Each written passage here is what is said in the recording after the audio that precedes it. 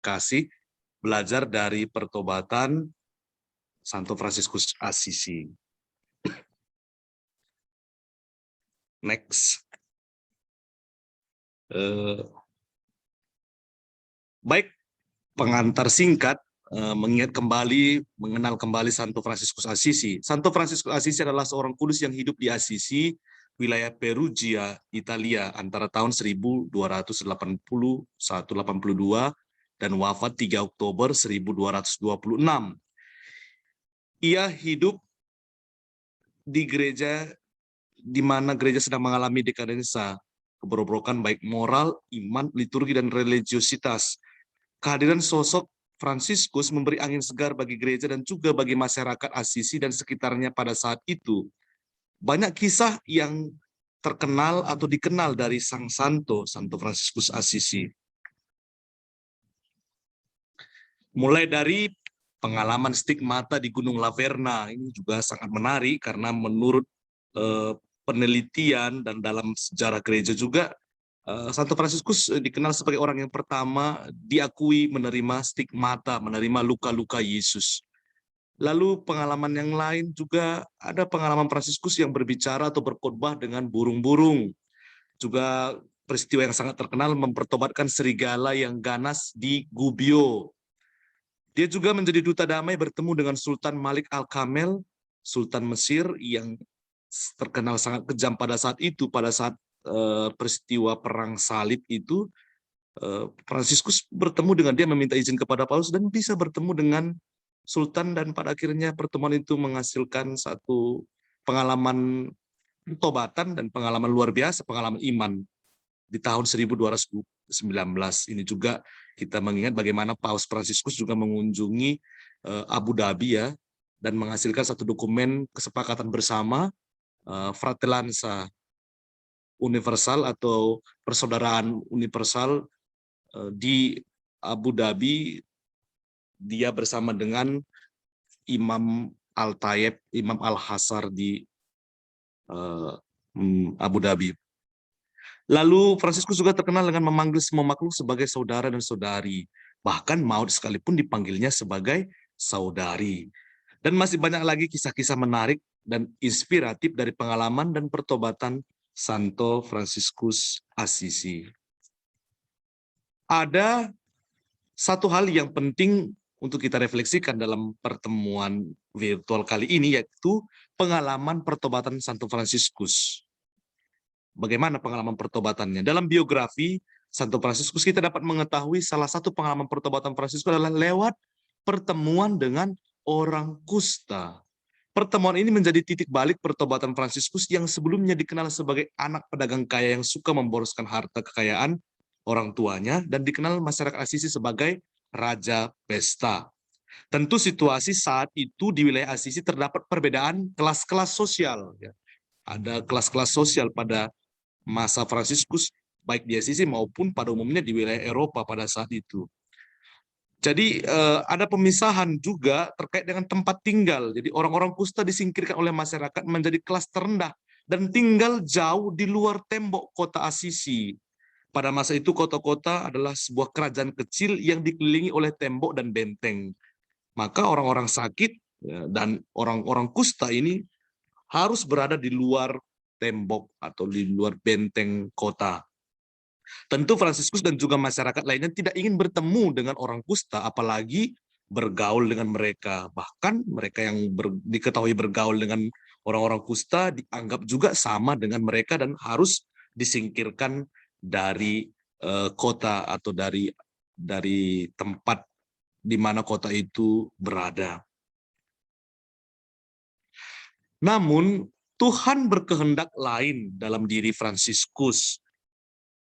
Berikut akan kita lihat peristiwa yang pernah dialami oleh Fransiskus ketika bertemu dengan orang kusta yang dicatat baik dalam wasiatnya, Fransiskus menulis wasiatnya, maupun juga dalam biografinya. Biografi artinya riwayat hidup yang ditulis setelah Fransiskus wafat. Jadi ada kesaksian dari wasiat Fransiskus sendiri, di mana dialah sumber utamanya ketika dia masih hidup, itu dituliskan.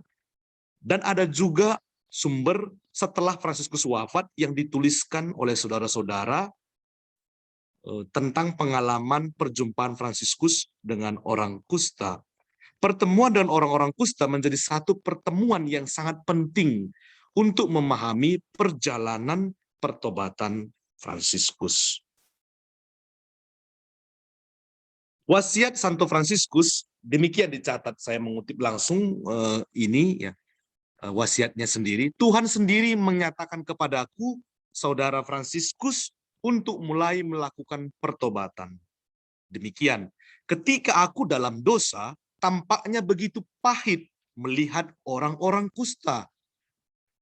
Dan Tuhan sendiri menuntun aku di antara mereka dan melakukan belas kasih kepada mereka. Apa yang sebelumnya pahit diubah menjadi kemanisan jiwa dan raga. Dan selanjutnya berada di antara mereka dan keluar dari dunia.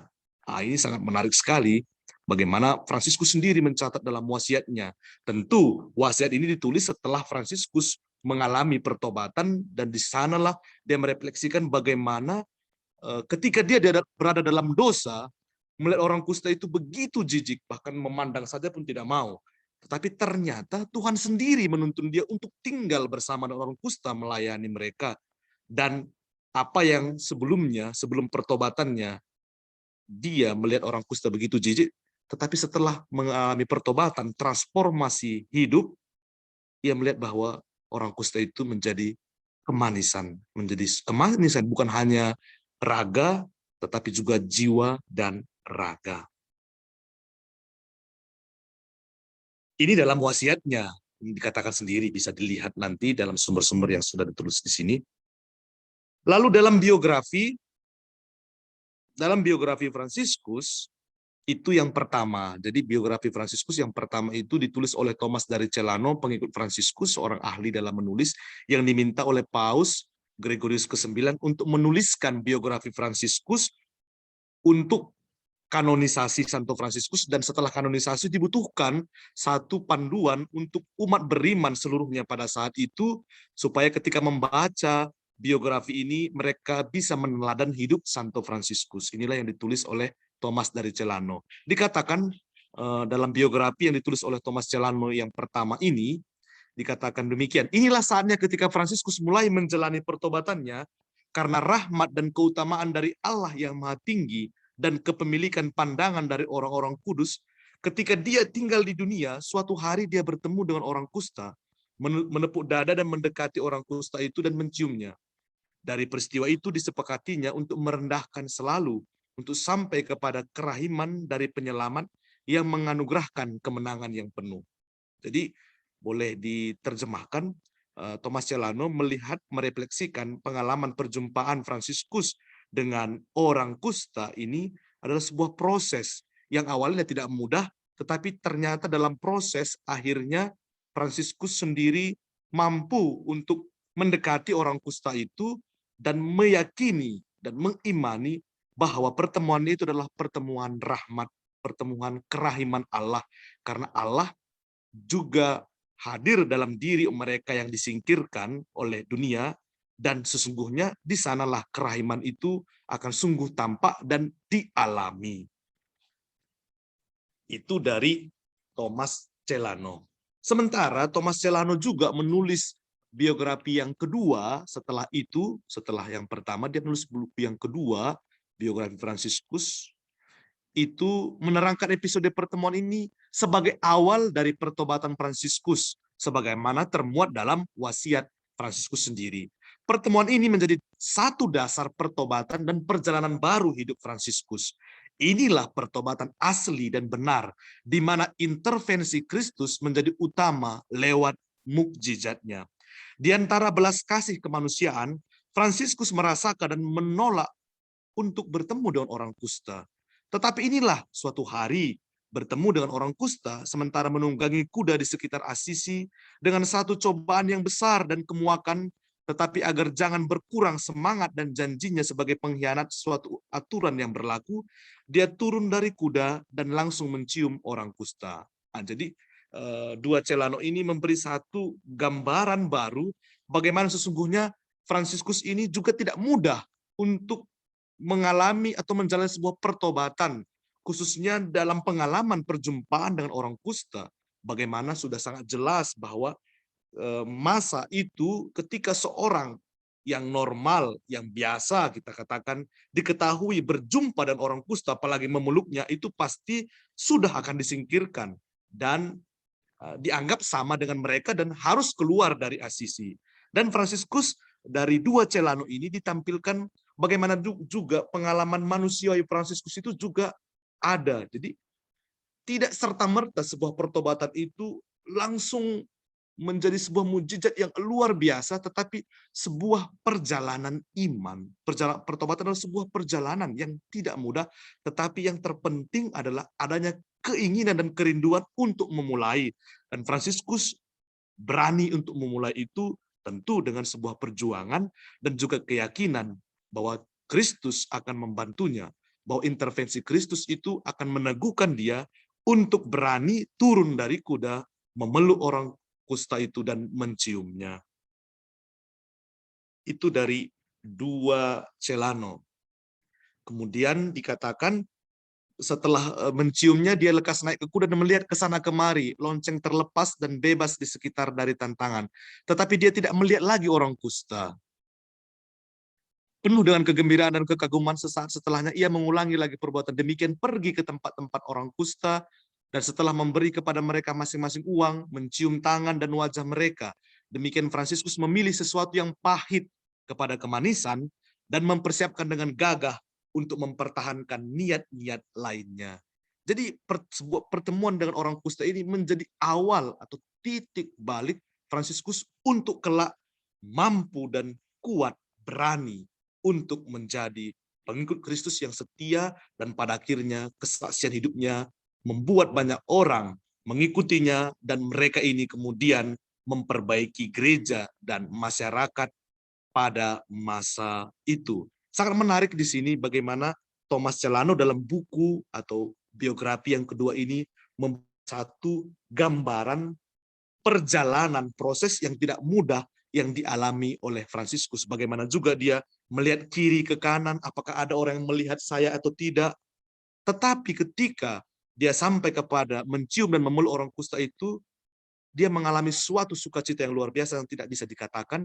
Dan ternyata setelah itu orang kusta itu hilang dari pandangannya.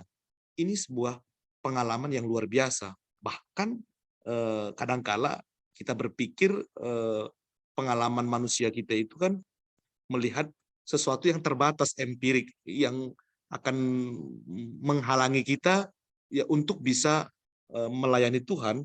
Tetapi sesungguhnya apa yang tampak, yang empirik ini mampu sampai kepada keilahian jika kita sungguh melibatkan Tuhan di dalamnya dan intervensi Tuhan di dalamnya. Lalu ada riwayat hidup yang lain yang ditulis oleh Bonaventura atau Santo Bonaventura kelak, yang juga adalah pengikut Fransiskus. Bonaventura kemudian hari menulis satu biografi Fransiskus yang berjudul namanya Legenda Mayor atau riwayat hidup yang besar. Dan Bonaventura singkatnya menafsirkan pertemuan Fransiskus dengan orang kusta ini sebagai pertemuan Fransiskus dengan Kristus yang tersalib. Sangat menarik bagaimana Bonaventura, seorang yang intelektual, seorang yang sistematis, seorang yang spiritual, yang mengalami pengalaman mistik di dalam perjalanan kehidupannya mengikuti Kristus dan mengikuti Fransiskus, dia sampai kepada suatu permenungan bahwa pertemuan Fransiskus dengan orang kusta adalah pertemuan kasih. Pertemuan Fransiskus sendiri dengan Kristus yang tersalib. Ternyata Bonaventura sampai kepada bertemu antara Fransiskus dengan orang kusta itu adalah pertemuan Fransiskus sendiri dengan Kristus yang tersalib. Pertemuan ini menjadi puncak dari peralihan hidup Fransiskus dari kekejian melihat orang kusta menjadi bentara Kristus yang merangkul orang, yang memeluk orang kusta, yang menyerahkan darahnya bagi penebusan manusia. Dari waktu itu berpakaian roh kemiskinan dari satu rasa mendalam dan kerendahan serta belas kasih yang mendalam, sementara sebelumnya jijik tidak hanya sebagai teman, namun bahkan melihat mereka saja dari jauh pun tidak. Sekarang berkat Kristus yang tersalib dan menurut sabda para nabi, dia telah sampai pada penantian tercela dari seorang kusta, melayani mereka dengan kerendahan dan kebaikan dalam untuk mencapai kepenuhan lewat penghinaan dirinya sendiri. Sangat luar biasa sekali pengalaman refleksi dari Santo Bonaventura merefleksikan pertemuan Fransiskus dengan orang kusta adalah pertemuan kasih. Pertemuan antara Fransiskus sendiri dengan Kristus yang tersalib. Bagaimana Kristus, Putra Allah yang hidup itu, yang besar itu, sungguh menjadi manusia dan menyerahkan dirinya untuk disalibkan, wafat dan bangkit. Ini sungguh menjadi satu kekuatan bagi Fransiskus. Bagaimana Allah mau turun, bahkan dia yang tidak berdosa, mau merangkul manusia lewat salib. Bagaimana lagi kita manusia ini yang pendosa ini, sungguh kita pun sebenarnya tidaklah layak untuk menerima itu, tetapi Kristus sendiri memberikan dirinya untuk kita. Maka kita pun tentu harus mampu untuk sampai kepada pengenalan bahwa dalam diri orang-orang kusta, miskin dan tersingkirkan, sungguh Kristus sendiri hadir di sana. Sebagaimana juga dalam sabda Tuhan sendiri, sabda Yesus sendiri. Apa yang kamu lakukan untuk salah seorang saudaraku yang paling hina ini, kamu melakukan untuk aku. Dan Fransiskus sampai kepada permenungan refleksi demikian, bahwa melayani orang kusta berarti melayani Kristus sendiri yang hadir di sana. Maka pertemuan dengan orang kusta adalah pertemuan dengan Kristus yang tersalib, yang bangkit untuk kita. Maka peristiwa pertemuan dengan orang kusta menjadi cikal bakal kesederhanaan Fransiskus dan kelak para pengikut Fransiskus untuk selalu berjuang dan berusaha melayani orang miskin, kecil, dan terpinggirkan. Fransiskus dan para pengikutnya dipanggil apa? Ordo Fransiskus dipanggil Ordo Saudara Dina. Menjadi Dina, sederhana, miskin.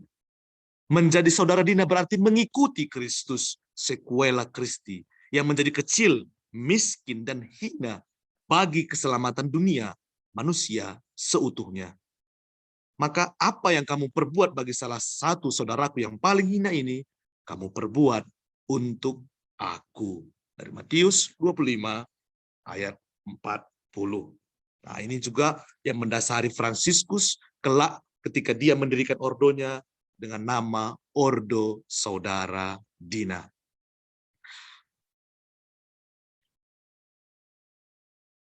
Dia harus makin besar dan aku harus makin kecil. Dari Injil Yohanes bab 3 ayat 30.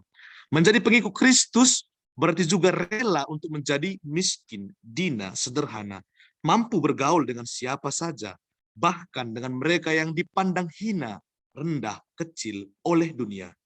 Fransiskus dari Assisi menemukan Kristus dalam pertobatannya lewat pertemuan dan pelayanan kepada orang-orang kusta.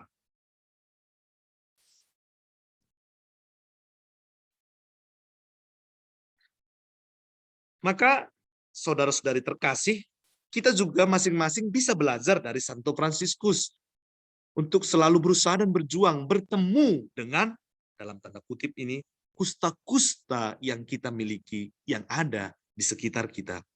Kusta-kusta ini boleh jadi dalam bentuk keegoisan, amarah, iri, dendam, sombong, ingin menang sendiri, dan menindas yang kecil.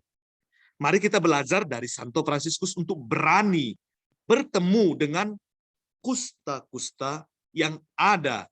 Karena dengan pertemuan yang didasari oleh sabda Yesus dan tuntunan Roh, kita pun kelak akan sampai kepada kebahagiaan sejati, tinggal bersama Allah dalam kediamannya di surga. Fransiskus telah memulainya, dan sekarang masing-masing kita harus memulainya. Saudara-saudara, kata Fransiskus, aku telah menyelesaikan bagianku. bagian kalian, Kristus sendiri yang akan mengajarkannya.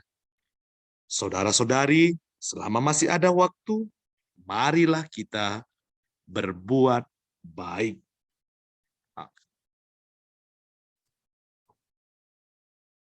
Demikian, ini perikop-perikop yang akan membantu kita permenungan yang barusan saja, yang singkat ini, ya, dari Matius 20, 25 ayat 40, berkata kepadamu, sesungguhnya segala sesuatu yang kamu lakukan untuk salah seorang saudaraku yang paling hina ini, kamu telah melakukannya untuk aku. Sangat menarik sekali ya, bagaimana kita manusia lebih suka untuk melakukan hal-hal yang besar, untuk orang-orang yang besar, tapi seringkali kadang-kala kita lupa untuk berbuat sesuatu bagi mereka yang tidak dianggap, atau disingkirkan, dilupakan.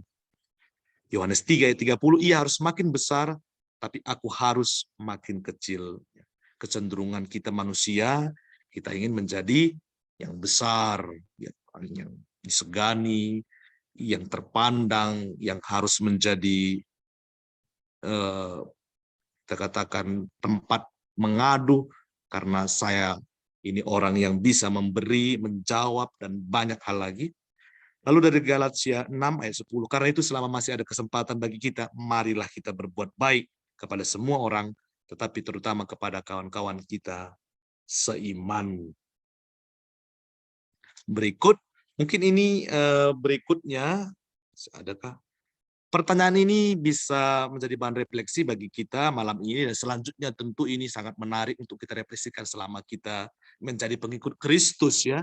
Karena Fransiskus adalah pengikut Kristus yang telah berjuang sampai dikatakan bahwa Fransiskus itu alter Kristus, Kristus yang lain. Dia sampai kepada menerima, berani dan berkorban menerima penderitaan Kristus, 5 lukanya itu stigmata itu di Gunung Laverna. Bagaimana ia mampu, mau dan mampu menderita bersama Kristus, mengambil sebagian kecil dari penderitaan Kristus, hingga pada akhirnya ia pun sampai kepada transitus, beralih kepada kerajaan Allah, berbahagia di surga. Jadi pertanyaan ini sangat bisa kita jawab dalam perjalanan kehidupan kita sampai akhir. Pertama, pengalaman kusta apa yang pernah aku alami? Kusta yang aku miliki ya, banyak sekali. Ini bukan pertama-tama penyakit kusta seperti pada masa Fransiskus, tapi ya dosa-dosa kita, kekurangan-kekurangan kita, kelalaian, kealpaan kita, itu adalah kusta-kusta. Dan bagaimana aku berdamai dengannya? Apakah kusta itu harus saya hindari? Tentu tidak. Kusta ini harus kita temukan, harus kita bertemu dan berdamai dengannya.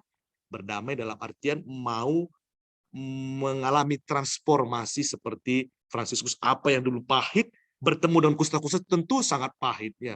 Berdamai dengan diri kita sendiri, masa lalu kita, dengan keluarga, dengan banyak hal, banyak orang. Ya mungkin kita belum berdamai. Kalau berdamai harus bertemu kan.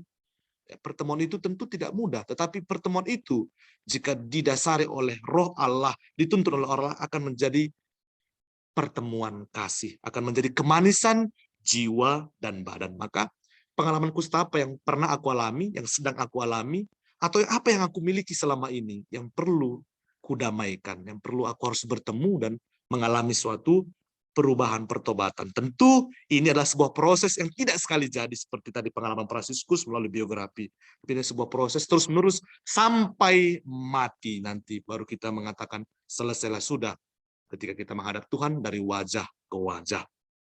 Yang kedua, bagaimana sikapku berhadapan dengan saudara-saudari yang memiliki kusta dan berdamai dengannya? Tentu dalam diri saudara-saudari kita juga ada kusta-kusta itu, termasuk juga seperti kita. Bagaimana berhadapan dengan kusta-kusta itu? Apakah menghindarinya, menjauhkannya? Kita dipanggil untuk berdamai dengan, bertemu dengannya. Tentu kalau kita sendiri yang menginginkan tentu tidak akan bisa terjadi. Maka mari kita mohonkan tuntunan dari Roh sendiri yang membantu kita untuk mampu bertemu dengan mereka, saudara-saudari kita yang memiliki kusta, yang perlu untuk kita bersama-sama berdamai, untuk sama-sama kita berjalan bersama sebagai satu gereja, satu iman, dan satu, ya kita katakan, anak-anak Allah yang hidup di dunia ini, yang dipanggil untuk menjalankan kebaikan. Yang ketiga, bagaimana aku menemukan kekuatan lewat kusta yang ada pada diriku dan juga pada diri saudara-saudaraku. Bagaimana aku menemukan itu? Fransiskus menemukan itu ya. Telah berjuang dan menemukan bahwa lewat pertemuan non kusta dengan dirinya, masa lalunya, Raja Pesta yang juga mengalami masa-masa lalu yang suram, tapi dia berani berjumpa dengan kusta-kusta itu, tentu dituntun oleh Roh sendiri, dan juga berjumpa dengan saudara-saudarinya. Bahkan orang tuanya sendiri pun menolak dia. Ya kan, kita tahu dalam biografi, bahkan orang tuanya juga menolak Fransiskus, khususnya ayahnya kan. Tetapi Fransiskus mampu untuk berdamai dengan orang tuanya, saudara-saudarinya, yang awalnya menolak dia, tetapi pada akhirnya semuanya juga sampai kepada penerimaan. Karena apa? Karena Tuhan yang menuntunnya. Dan Tuhanlah yang menjadi utama dalam hidup dan karya serta panggilannya. Maka hidup dalam kasih, sebuah pertobatan itu adalah sebuah hidup dalam kasih. Kasih itu akan manis, baik jiwa maupun badan. Baik, demikian permenungan singkat dari saya. Semoga satu tema kecil ini bisa memberi sesuatu refleksi bagi kita, terutama dalam setiap pertemuan-pertemuan yang kita lakukan dalam kehidupan kita sehari-hari. Bahwa pertemuan itu harus menjadi sebuah pertemuan kasih. Pertemuan harus menjadi sebuah formasi, format, membentuk kita menjadi pribadi yang sungguh Kristiani, yang sungguh didasari oleh kasih Tuhan, dan formasi itu harus bertransformasi dalam diri kita dan juga dalam kesaksian kita, sehingga semakin banyak orang mengenal Kristus, mengenal kebaikan Allah, dan bisa berdamai dengan banyak orang. Amin. Terima kasih, Pace Ebene, salam dan damai.